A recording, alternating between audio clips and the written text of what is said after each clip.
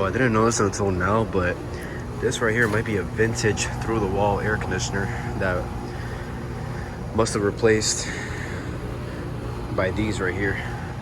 There's two of them, so there's actually one up there. Obviously these look like they don't run anymore. It's got two sets of fans right there. Yeah, I don't know what the hell this thing is, but it is vintage.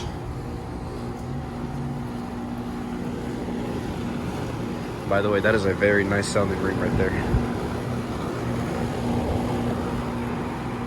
Yeah, I'm gonna get a good picture of that. Yeah, that is interesting right there.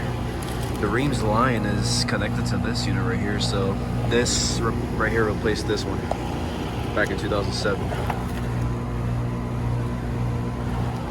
Alright. That's gonna be it for this video. Thank you guys for watching.